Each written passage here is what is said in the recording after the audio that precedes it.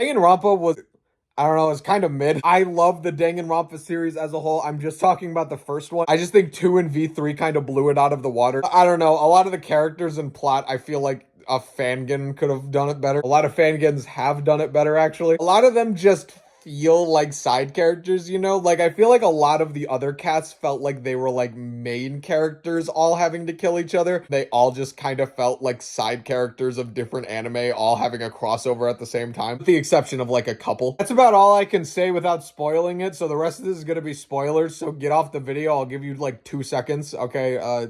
Here we go. So I really didn't like the end of the game, like, at all. This is gonna be a super hot take, but I don't really like Junko that much. I don't think she's poorly written. Like, I don't agree with the stuff that she's like one-dimensional and everything, but I don't know. She's just not my cup of tea. When I use this comparison, please understand that I'm not specific saying that she's too much like this character. I just feel like she's meant to appeal to like the Harley Quinn crowd, and like I'm just not part of that crowd. Case 1 was really easy. Case 2 wasn't that great because it literally required a slip of the tongue to even get the culprit, which means I don't think that mystery was very well organized, you know? Case 3 was fine. It was very convoluted. I actually don't think it's as bad as many people say it is. Case 4 was the best case in the game. It's like not close. It's like the only one that's like totally solid. Case 5 was really interesting. I mean, I just liked it for like the end part because that's the only part that really matters that much, because as we know, like the circumstances surrounding it wasn't meant to be that solvable. And the final case I didn't really like. It felt very long and very confusing. My favorite characters were Byakuya and Kirigiri, and I actually don't think Makoto is bad at all. I think he's very good for like a standard protagonist. Very clearly and plainly is meant to represent the concept, which does not excuse lazy writing, but I don't really think he was that lazily written. I don't necessarily think that he brings down the game, if that makes sense. Like, if there was any type of game where I can excuse that type of character being the main character, it would probably be this type of game. I don't know if I'm alone on that. My top video game list of all time, I literally have like 2 and V3 like